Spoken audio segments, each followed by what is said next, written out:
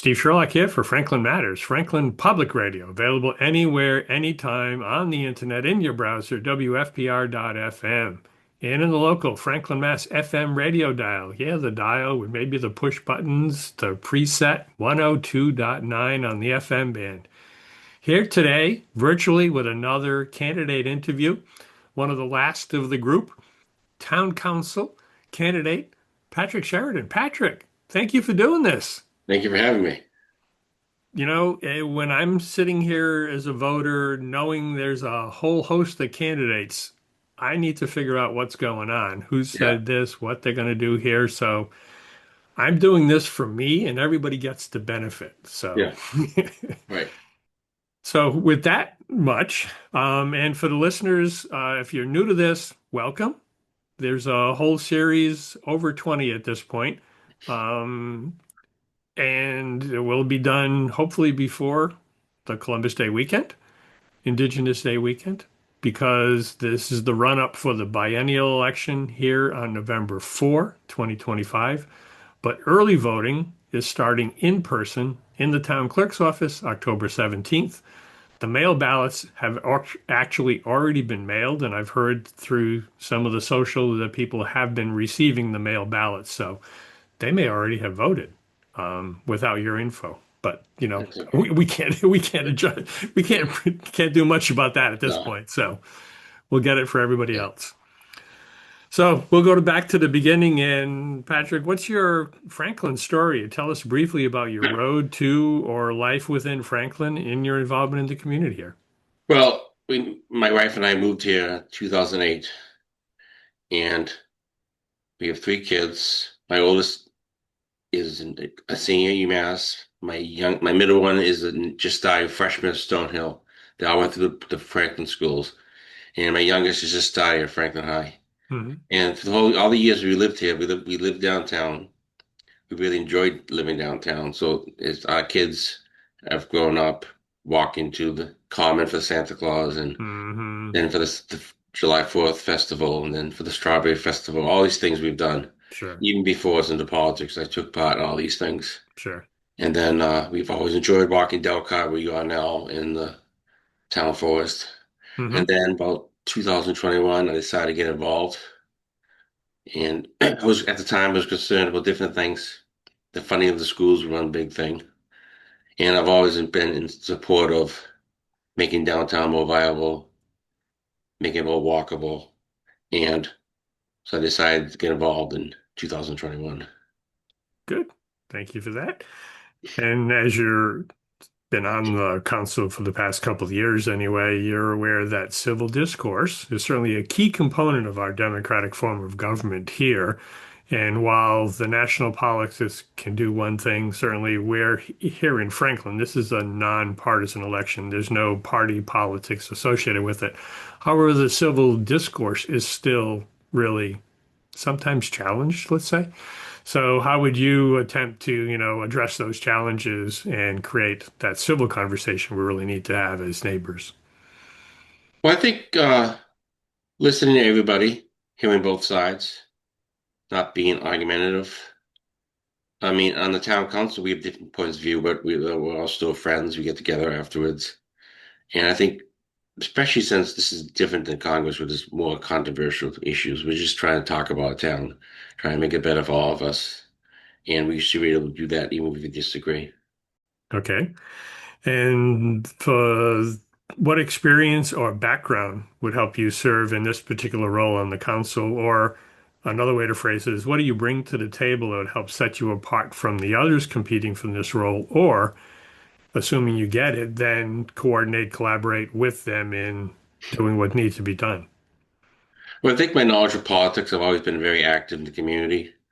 And uh, I'm a teacher, so I know about education, even though that's a funny issue. And I think my activity in the community, I voted in every election, even before I was on the town council. If I listened to your shows even before I was on the town council, and I used to be the Franklin Gazette when I used to be around. Try to stay informed. Back in the print days, yes. Yeah, I've always tried to stay informed, and I've always tried to listen to both sides and try to find compromises. Yep. And I'll take this moment too to remind the listeners, if you're not aware, yes, all the candidates got the questions beforehand. The first three, all the candidates have the same questions. And then we deviate for the town council versus school committee versus planning board because the questions that follow are more specific to each of those roles. So on the council, one of the key responsibilities of the council is to hire and provide oversight for the town administrator and his or her team. For example, while you can serve as an escalation point for the town folk, this does not include micromanaging a particular department or operation. Do you agree or disagree? And please elaborate. Yeah, I agree. We don't micromanage the town department heads because that's the town administrator's job. He gets paid to do it. We Mhm. have oversight over all the departments and over the town administrator, and we disagree with him when we think we should. Okay. And the second question in your arena is clearly the annual budget you have priority on, which in turn sets the priorities for how Franklin operates. Faced with the fiscal challenges we've seen the past couple of years, and they're likely to continue for the next couple based on the forecast, what are the financial priorities you think we need to address? And there's kind of two-part follow-ons to that as well. Once we decide, or once the town decides which way, the council decides which way we go, how would you explain that to the voters and residents? And then the second part, what can you do to help the community understand the separation of roles between the council and the school committee? So if you need to remember those or Yeah. get a refresh on those, I'll help. Okay. Well, I think the big thing I would tell the town is that we have to try to take care of everybody equally. The elderly center, the schools, and the park and rec. So we have to try to be equitable, and take care of all of Franklin together as best we can, which is difficult with the budget issue, but that's what we have to try to do. Hmm. And the schools, we set the budget for the schools, but the school committee has complete control over what happens to the budget. Right. And then that other aspect in terms of how do you tell the voters and residents what needs to be done? Right. Well, for example, Delcott is where you are, well, kind of Well, virtually. the Yeah. virtual background, yes. Yeah. And I mean, I walked there a lot with my wife, and we've noticed a lot of trash now because they're not picking up the trash anymore. So Mhm. those are all decisions made because of the override defeat. So when you have less money, there's less money for everybody. So you have to either, if you want to try an override, you have to try to get more economic growth in the town to get more money in. Yeah, and growth can be a hot Yeah. button, whether Yeah. it's apartments or, commercial development, which Yeah. clearly I think everybody would agree generally with, but yeah. And the third of the questions for the town council is, do you support the goals and recommendations of the 2025 master plan? And if so, what would you do as a counselor to help implement them? And if not, why not? I definitely support the goals. I'm particularly excited about bringing the bus line back. I think that'd be helpful with the traffic downtown if there's a Hmm. bus line. I think it would make it easier for people who live in apartments and not have to drive everywhere. So Right. I'm particularly happy about that. And I think we should institute the goals because that was the whole point of having that committee. And it's been the goals are basically what we've been trying to do for the last 4 years. Revitalize downtown, the crossing area, the new neighborhood, Hmm. destination neighborhood.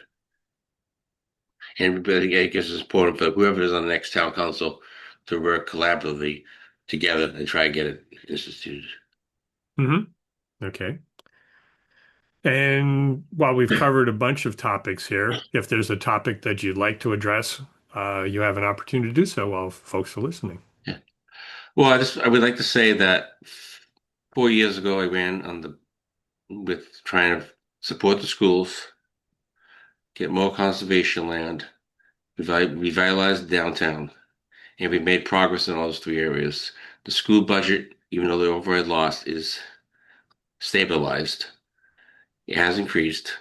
Maybe not as much as we want, but it has increased. We made a lot of progress downtown. The rail trail is coming in now.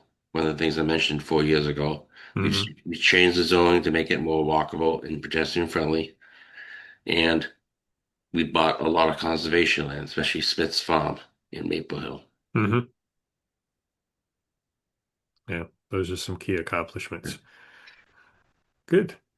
Well, thank you for taking time to share your views. For the listeners, there will be a slide just as this video ends with Patrick's contact info, email, and phone number. So if you can want to follow up, ask another question, or feel free to do that. Um, and listeners, thank you for participating. As I started mentioning before, the other piece within this is really the goal is to create an informed voter when you cast your ballot on or before November 4th. That's my primary goal, and everybody happens to benefit because of the work that I'm doing to create all of these. And a final reminder, we do this because Franklin matters.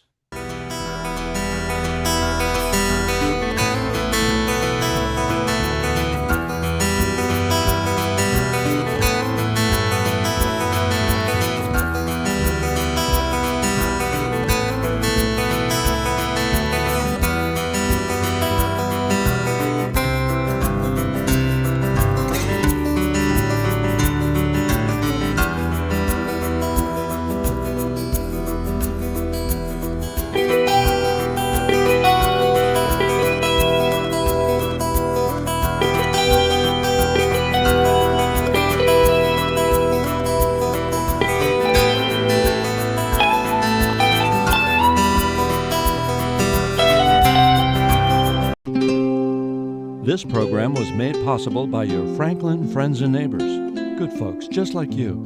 Thanks for supporting Franklin TV. And thanks for watching.